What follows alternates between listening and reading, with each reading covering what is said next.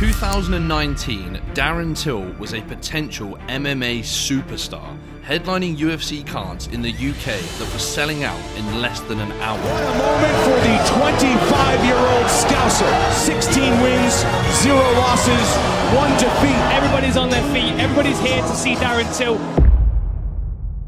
But in the space of just 5 years, his career would completely fall apart, with the end result being Till getting released by the UFC at the age of just 30, and his dreams of headlining pay-per-views and winning UFC gold seemingly dead in the water. Darren Till had the complete package to be a UFC star, having proven his ability to compete with the best in the company and possessing charisma that drew fans in the UK and around the world towards him. The UFC were completely aware of his potential, and they threw everything they could behind him, hoping to build the UK's next biggest fighter. So how did it go so spectacularly wrong for Darren Till? Well, there are multiple reasons behind his crazy downfall, and this video tells the story of the dramatic rise and fall of Darren Till, the chosen one who never was.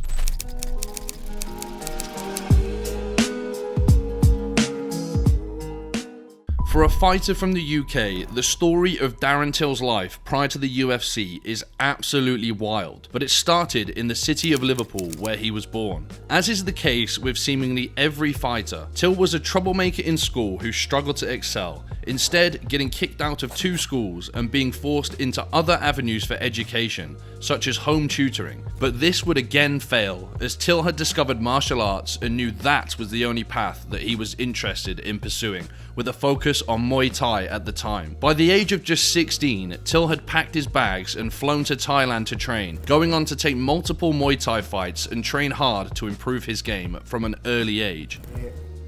Travelled all around the world on my own. Went to Thailand when I was like 16, 17, lived there for like a few months with a few famous world Muay Thai fighters. I had 3 fights there. I fought in Romania, I fought in Canada for a world title. I done a lot as a young age in Muay Thai. Till had planned to go pro in Muay Thai, but a conversation with a top Muay Thai fighter would make him realise that it wasn't a lucrative path, with the fighter revealing that in between fights he was working as a postman to make ends meet. This would cause Darren Till to shift his focus, and with the year being 2010 and MMA being on the rise, it was a natural fit for someone with Muay Thai prowess to switch over. And luckily for Darren Till, his hometown of Liverpool had a well-regarded but pretty brutal MMA gym that had already sent multiple guys all the way to the UFC, with this gym being Team Cowbon, ran by head coach Colin Heron. Given they were producing MMA fighters capable of fighting in the UFC, it was clearly a gym with coaching good enough to develop Darren Till.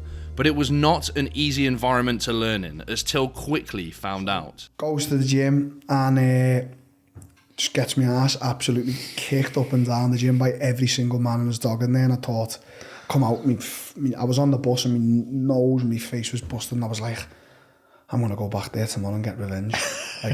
But more concerning than the tough environment in the gym was the tough environment outside of it in the city of Liverpool, with Till being impacted by the same vices that destroy many young fighters, like drinking, partying and chasing women. But Till would come closer to destruction than most people ever will after getting into a fight in a Liverpool nightclub that resulted in Till getting stabbed twice. Till would barely escape this incident with his life, nearly dying on his way to the hospital, and only making it through thanks to his attacker missing one of his arteries by millimeters. Naturally, this was a massive wake-up call for the 19-year-old Scouser, but there was still a part of him wanting revenge for the attack, something that would have no doubt resulted in further issues for Till in the form of legal issues or continually escalating violence. Luckily, those around him, including his head coach Colin Heron, had an unorthodox plan to save the talented but troubled fighter by sending him halfway around the world to southern Brazil of all places, to allow him to get away from the distractions that were hampering him in Liverpool. Coach Colin Heron had a link with one of the coaches of the Brazilian Astra fight team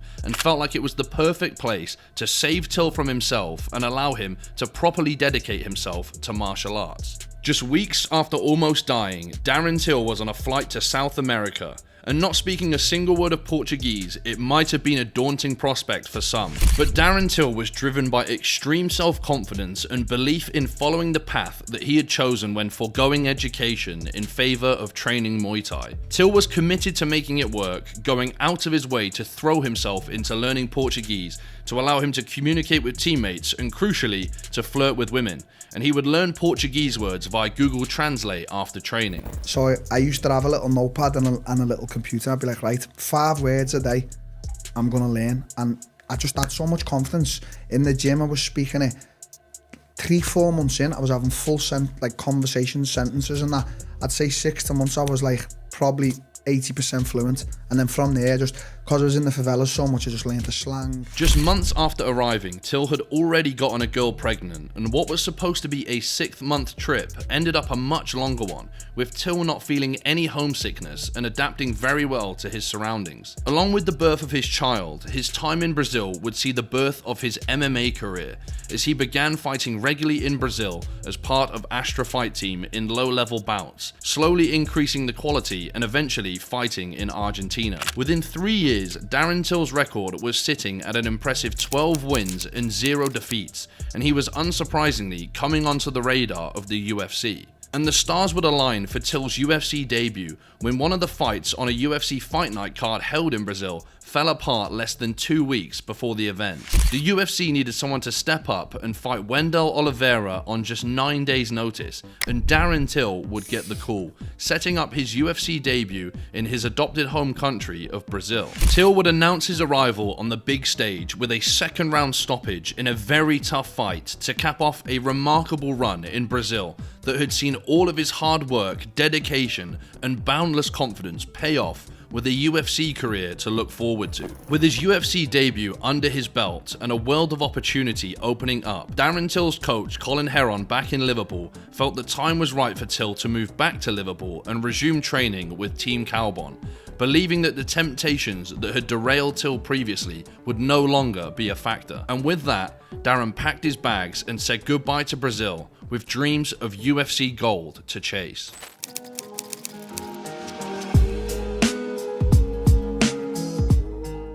After a strong performance in his debut on 9 days' notice, it was unsurprising that the UFC would opt to keep Darren Till and offer him another fight later that year against Nicholas Dalby. In a great fight, the result would be a majority draw, in what would have been a disappointing result for Till, but not a disaster, especially given his youth. His unbeaten record remained intact, and he also earned the Fight of the Night bonus for this back-and-forth scrap, a nice $50,000 check that must have felt life-changing after how broke he had been in Brazil. We wouldn't know it at the time, but we would see one key factor in the downfall of Darren Till make an early emergence, as he suffered a significant injury that would sideline him for almost 2 years. Coming up in the Team Kaobon gym, Darren Till has always taken pride in how hard he trains and how tough his sparring is, specifically stating that it is not normal how hard Team Kaobon trains. But while to Darren Till this hard training was an asset,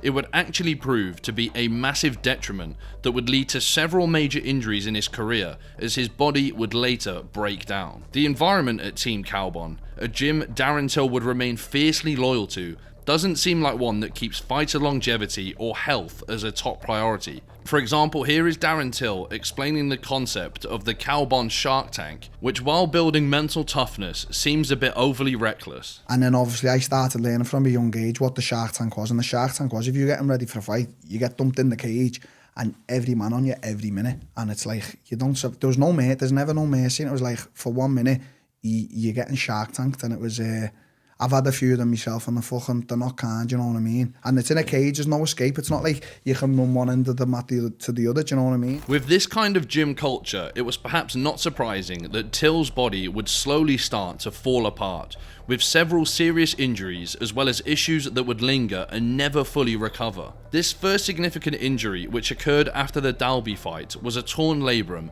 that required surgery and an extremely long period on the sidelines to fully recover. By the time Darren Till returned to the octagon, almost 18 months had passed, but he would get back to the grind and racked up 2 decision wins to leave his UFC record at 3 wins and 1 draw, with momentum now fully behind him again. With the wind back in his sails, several factors would align to propel Till to the moon, as he was almost tailor-made for what the UFC was looking for in a potential star. At the time, we are in the midst of peak Conor McGregor mania, as he just dethroned Eddie Alvarez to become a double champ and was now about to box Floyd Mayweather for unfathomable sums of money.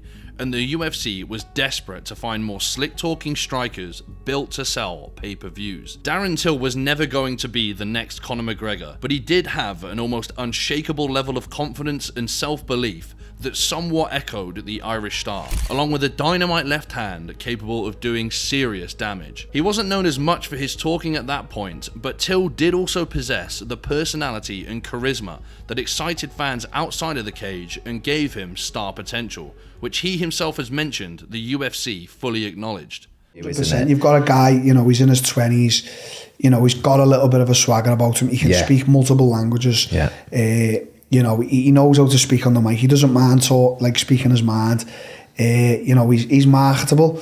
He comes from Liverpool in England, where, you know, you speak to Americans, you go, England, they think London, don't they? That's all they think. Always. They don't know that Birmingham exists or Liverpool. So then they hear a guy, you know, like myself and Paddy and stuff like that, and they go, what is this guy speaking? What's he saying? Like, what's going on? So, yeah, the UFC look and they go, this is a guy we need. So with Mike Bisping aged 39 and his career coming to an end, the UFC was desperate to find a new UK star, and Darren Till fit the bill almost perfectly, and the UFC would decide to strap the rocket to his back and try and push him to the moon. In a sign of the potential that the UFC saw in him, Darren Till was handed a huge opportunity to headline a UFC Fight Night card in Gdansk, Poland, against fan favourite Donald Cowboy Cerrone, who was sitting ranked number 6 in the welterweight division. This was a step up in competition for Till, but he would embrace it fully, exuding elite levels of confidence throughout fight week and carrying himself like a man who had been there and done it all before. He was absolutely huge for welterweights and cut massive weight to make 170, and in the cage on fight night he looked a division above Cowboy, and judging by how the fight went, he was a level above Cowboy, as Till demolished him in the first round, simply too big and too powerful for the American, who would get crumpled towards the end of the first round in a statement win for Darren Till. This win would truly put Till on the radar of UFC fans, especially in the UK, with UK broadcaster BT Sport chomping at the bit to promote Till and create the next UK star. The UFC's decision to hand Till the opportunity of main eventing against a popular name like Cowboy Cerrone had paid big dividends and justified the UFC's decision to push him. Demolishing the number 6 ranked fighter at welterweight catapulted Till into the upper echelons of the division, and the UFC did not hesitate in continuing to push him, giving Till a fight in his hometown of Liverpool against a top fighter in Stephen Wonderboy Thompson. The star Till was becoming was underlined by the fact that tickets for UFC Fight Night Liverpool sold out in less than an hour. Insane drawing power. But Till's big night was almost disrupted thanks to a hellacious weight cut. Till had joked previously that the amount of weight that he cut should be illegal, as he was a light heavyweight fighting at welterweight, but the magnitude of the weight he was cutting became apparent from footage released, which showed Till collapsing multiple times and even losing his vision as he tried to lose the last few pounds to make weight. He would fail and weighed in 3 pounds over the limit, but Wonderboy would agree to fight anyway in return for 30% of his purse. As if we needed any more reminders, Till's electric entrance to Sweet Caroline, which would go viral, had many people thinking we were witnessing the rise of the next megastar. For a fighter who prided themselves on their striking ability like Darren Till, a fight against Wonderboy is about as much of a litmus test as you can get to see if you are truly elite. And Darren Till would just about pass this test by scraping a win thanks to a 5th round knockdown, though the vast majority of media and fans had Wonderboy winning a close fight. Now this will seem harsh, but this win in a striking chess match against an elite striker like Wonderboy, while an amazing accomplishment, did highlight a crippling flaw in Till's game that would hinder him for the rest of his career. Darren Till's biggest weapon by far was his powerful left hand. the same one that he had dropped Wonderboy with in the 5th round. But outside of that, he didn't seem to have a whole lot of other weapons in his arsenal. Nearly everything he did against Wonderboy was to set up the big left hand, and when that wasn't there, he didn't seem to have much else to trouble him, with the crowd audibly frustrated at times when Till had Wonderboy pressed against the cage but was hesitant to throw anything other than the left hand. Despite having a predominantly Muay Thai background, we wouldn't see many kicks from Darren Till, and his fight with Wonderboy was one of extremely low output, the kind of boring fight that nerds label a chess match to make it sound more interesting.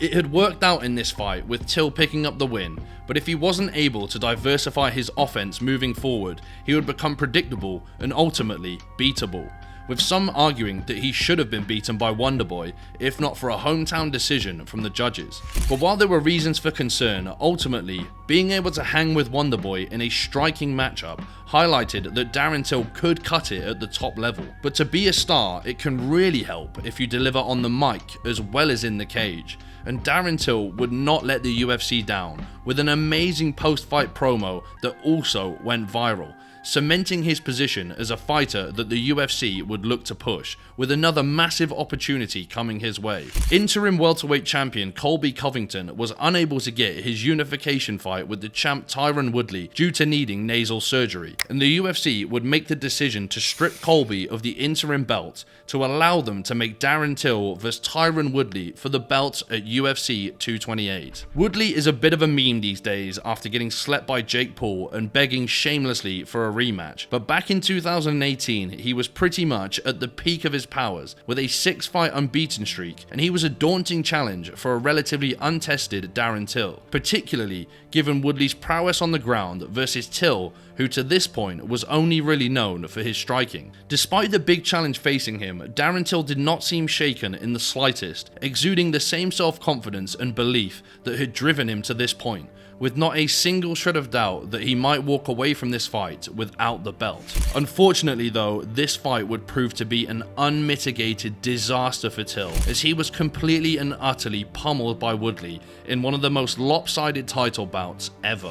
Woodley would end it in the 2nd round via submission after completely dominating the Brit for the entire fight, with Darren Till failing to land a single significant strike in the fight.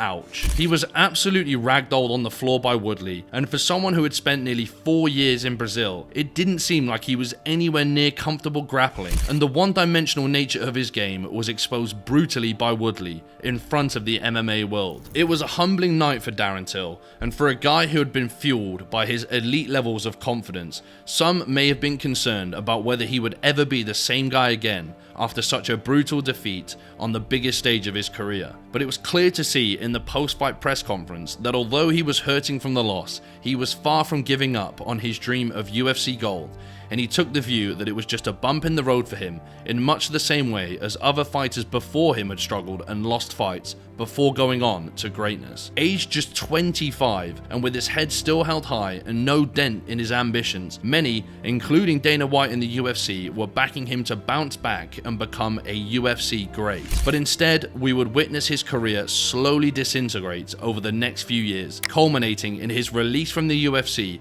at an age when most fighters are just entering their prime years.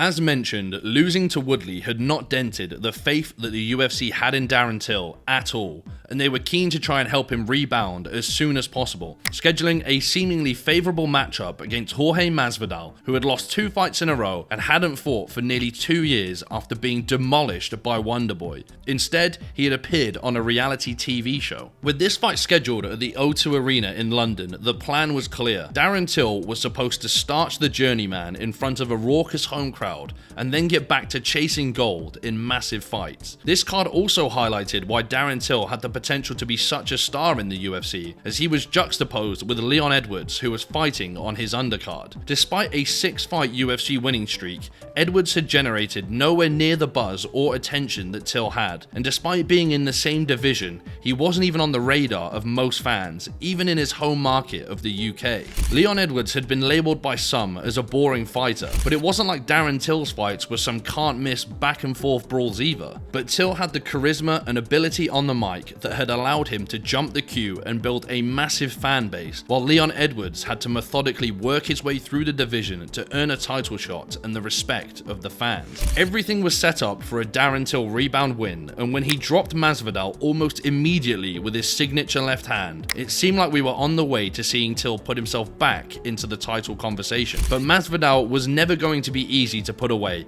and he hung in there, getting himself back into the fight. And again we would see one of the fatal flaws of Darren Till, as after dropping Masvidal, he seemed to fall in love again with trying to land the left hand, and there was a staggering lack of offense from him, waiting for the right moment to throw, and it wasn't coming. There was almost nothing in terms of kicks or other weapons, and he seemed extremely predictable and again had low output. His offense did not look much different to how it had when he'd arrived into the UFC years prior, and a wily veteran like Masvidal slowly started to get more and more into the fight, before landing a devastating left hand that completely shut Till's lights out.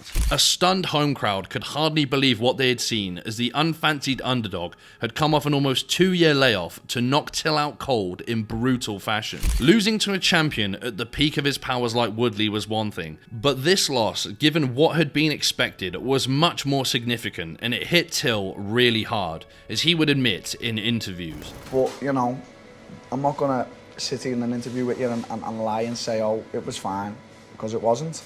It was tough, but as I say, mate, that was the dawn of the fight game. But these interviews would not show just how much the supreme confidence he'd previously shown had been vanquished by these defeats, with the true extent of the collapse of his self-belief not coming to light until after his next fight. For now, Till was putting on a strong face for the public. This loss to Masvidal would also prove to be the end of his welterweight career, a weight he had always struggled to make, and on the back of 2 losses, he decided to move up to middleweight and cede the weight advantage that he'd been struggling to maintain. Till's middleweight debut was scheduled against Kelvin Gastelum, and he looked good at the weigh-in, indicating that he was still putting in the work and grinding hard. But the fight itself was another exercise in frustration for Darren Till fans. Yes, Gastelum was a credible opponent, but it was again a low output, extremely close fight, where Till failed to display much in the way of new aspects to his offense. It had been 8 months since his loss to Masvidal, but it didn't look like anything had changed, even after losing twice in a row. Till would get his hand raised, but this was far from a convincing win, and ultimately a very boring fight.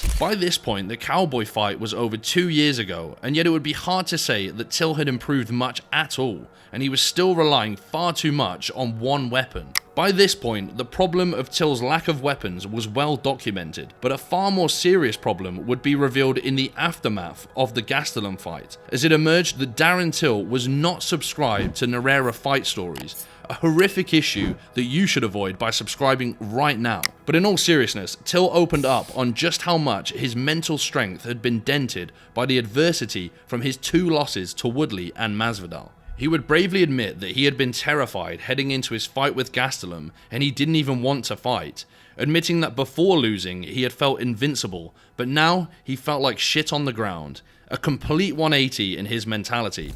How good I am, and then just like to be invincible to being basically on the ground is just, it was devastating for me, you know.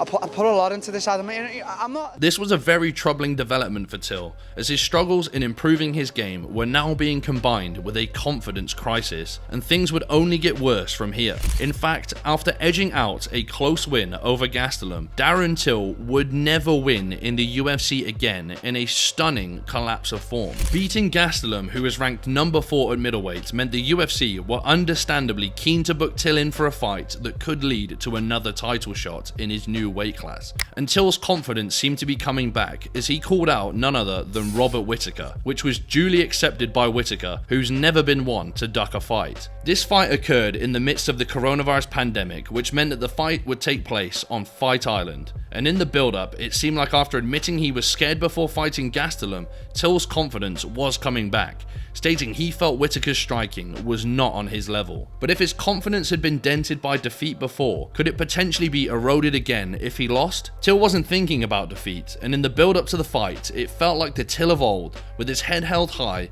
and a level of intensity and focus being fueled by belief that this was his time. A win against an elite contender like Whittaker would have almost certainly set up a dream fight for Darren Till against the champion Israel Adesanya, a fight he made no secret of wanting, even having a dream venue in mind in the form of Liverpool's Anfield Stadium back in his hometown. When Darren Till had moved to Brazil, he was driven by the goal of reaching the UFC, and the path to get there was clear. And when he was in the UFC, he was driven by chasing the welterweight title. But after those dreams were snuffed out by Woodley and Masvidal, they were replaced by the uncertainty of moving up a weight class and being unsure of where he stood. This had knocked his confidence against Gastelum, but escaping that fight with a win had now set up another clear path for him to follow, chasing the dream fight with Adesanya and the pot of gold in the form of the middleweight title that lay at the end of this road. But Robert Whittaker isn't just any middleweight, and he displayed his greatness by matching Darren Till in the striking department in a very close fight, taking the win 3 rounds to 2 on the judges' scorecards,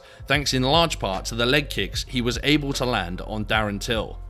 This is arguably one of the most frustrating fights of Till's career, and again showcased the complete stagnation in his development. He was able to hang with and push an elite fighter like Robert Whittaker to the limit, with some media members actually scoring the fight in Till's favour. And yet he lost the fight because ultimately Whittaker had more weapons in his bag, landing 30 leg kicks out of 31 attempted, while Till landed just 5 in return. Additionally, Whittaker had wrestling prowess that allowed him to mix things up, and although Till was very good at defending takedowns, Whittaker was able to snatch 2.5 minutes of control time to aid his case for the win. Going into the 5th round, with 2 of the judges having it scored 2 rounds apiece, Whittaker would land a decisive 7 leg kicks to 0, which gave him a significant strike advantage for the round of just 5 strikes. With everything to play for in the 5th, Till had outstruck him with his hands, but was once again plagued by a lack of striking versatility as well as a lack of output,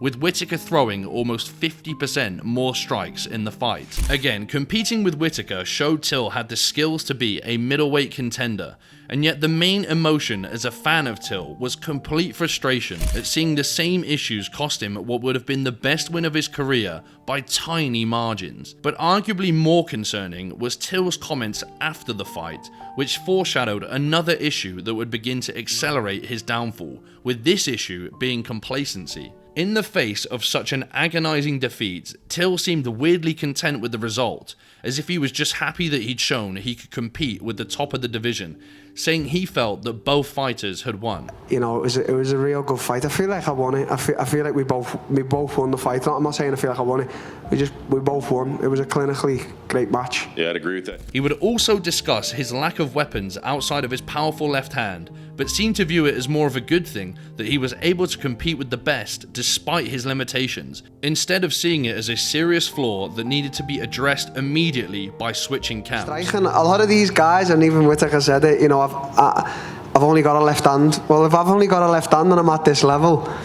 that's worse for the guy fighting me, because they've got everything. I've just got this whole left hand and I get everyone with it. So I'm okay. I am okay. After this 3rd defeat, Till was at a crossroads in his career. With signs that complacency was setting in and his game stagnating, Till needed to make serious changes to his life to build himself back up and get to the level of a UFC champion. But a combination of complacency and bad injury luck, possibly caused by his brutal training style, would send him down a track with a one-way ticket to a UFC release. Till had always bragged about how hard the training at his gym in Liverpool was, but seemingly it wasn't helping to improve his game, and given the string of injuries he would suffer, you have to wonder if it instead contributed to ruining his body. But his next injury was not related to training, as in the fight with Whittaker, Till suffered a torn MCL. He hoped this would recover in time to fight Jack Hermansson 5 months later, but it did not heal properly and he was forced to cancel this fight. The UFC would schedule Till another fight in April 2021, but the injury curse would strike again,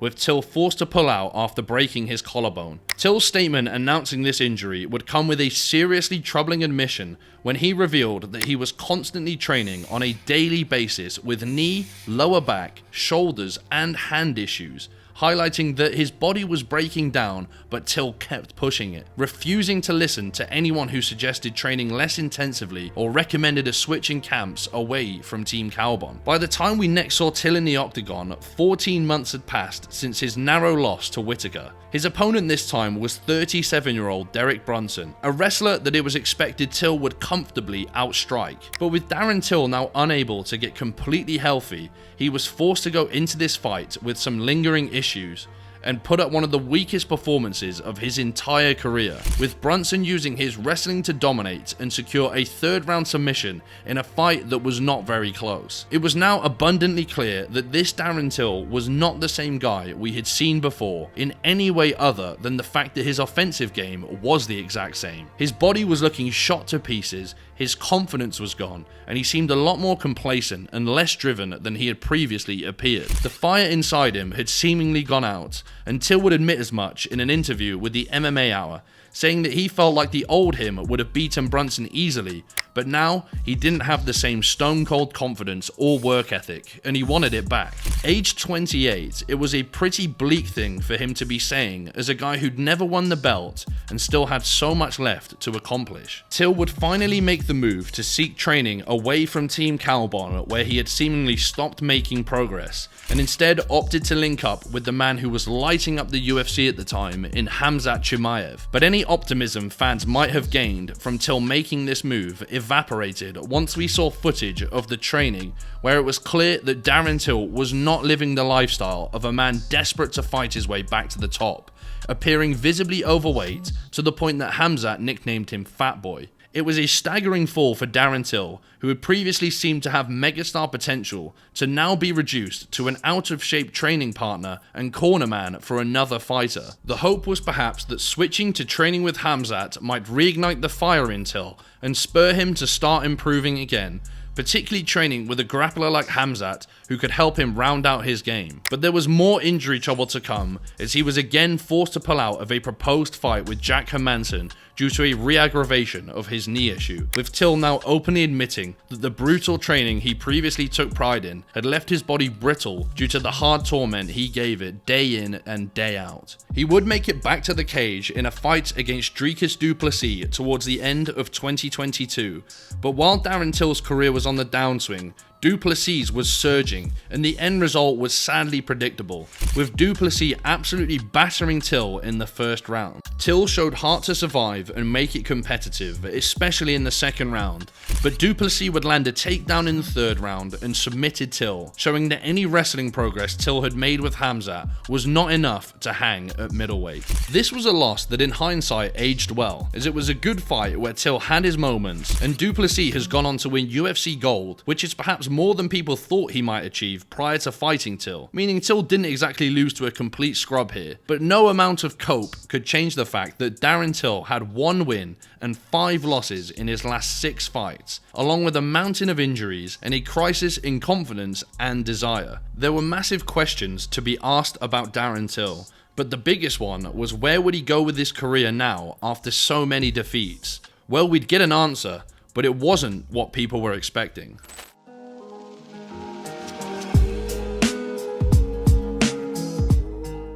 With his bad run of form and a never-ending list of persistent injuries, it shouldn't be surprising that Darren Till would opt to take a break in the aftermath of his latest loss to du Plessis. But the next news we would get on Till wouldn't be a comeback announcement. After the loss to du Plessis, UFC's chief business officer Hunter Campbell would tell Till that they still believed in him and wanted him in the promotion, but Till decided to fly to Thailand to contemplate a path forward.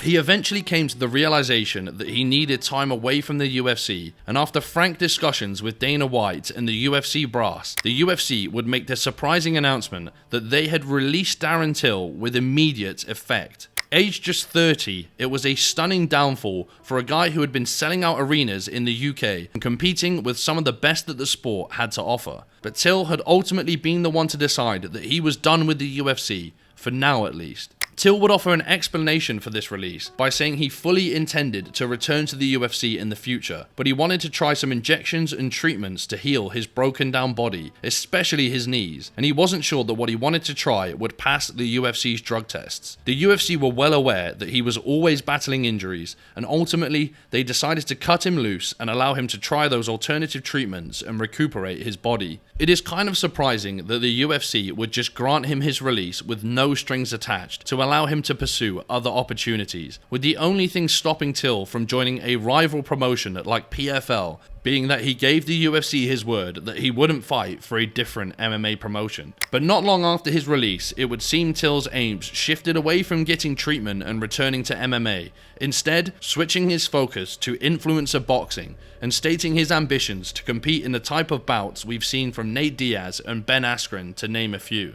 Darren Till is still a name with a strong brand, and there are some interesting potential boxing fights, like a long-awaited fight between Till and Mike Perry, just one of a few decent options where Darren Till will almost certainly earn a nice chunk of change. However, since getting his release in February 2023, he has yet to actually have any fights in boxing or anywhere else for that matter. He has mentioned on a podcast that he has been focusing on boxing training since his release and has been training for over a year at this point. We finally got news of a scheduled boxing bout when it was revealed Till would be fighting on the undercard of Jake Paul vs Mike Tyson, with his opponent being former boxing world champion Julio Cesar Chavez Jr., the son of legendary Mexican boxer Julio Cesar Chavez. But while a former world champion, Chavez Jr. is something of a limited boxer these days, having already lost to Anderson Silva 3 years ago. But in a sign of Darren Till's luck in recent years, this fight has now been postponed due to the entirely predictable health issues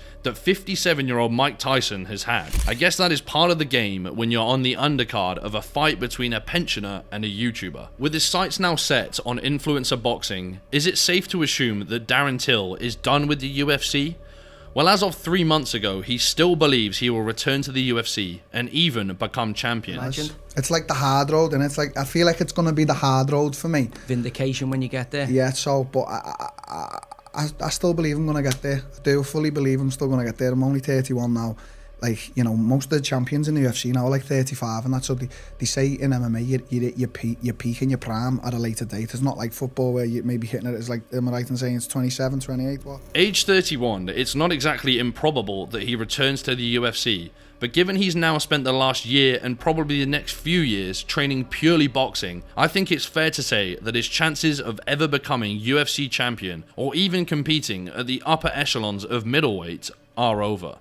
But what do you think? Let me know your thoughts on his MMA future in the comments below. The downfall of Darren Till's UFC career was very fast, from challenging for the title to out of the promotion by the age of 30, and in my opinion, it came down to the key factors I mentioned throughout the video. The first factor being ignorance, in terms of ignoring those who advised him not to train so hard or to switch camps, or the ignorance of his body telling him to stop but continuing anyway. Those who urged him to add more weapons to his game were seemingly ignored, as we saw fight after fight of low output while he desperately hunted for an opening to land the left hand. The second key factor was how vital his bulletproof confidence was to his rise, and thanks to his openness, we know that his confidence was completely eroded when he faced the adversity of the defeats to Woodley and particularly Masvidal, a fight he was supposed to win. And finally, the nail in the coffin of his UFC career was the complacency that seemed to set in once Till had tried and failed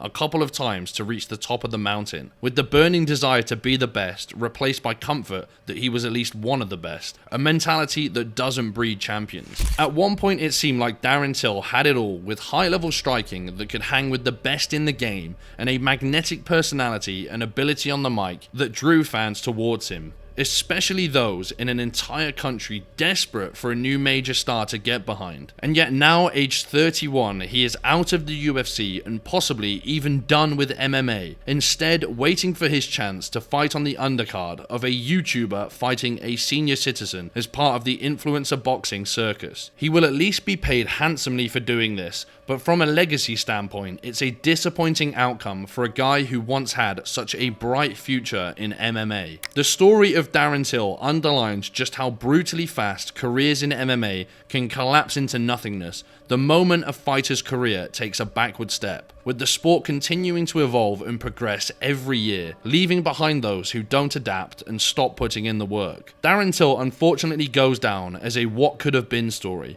unless he is able to beat the odds and make an improbable MMA comeback. A sad outcome and a waste of his enormous potential. The end. If you enjoyed this video, please drop a like to help the channel and subscribe for more interesting fight stories. And if you like this video, then check out my last video on the downfall of MMA's first mainstream star. And if you enjoy football or American football, check out my other channels linked in the description below. Peace.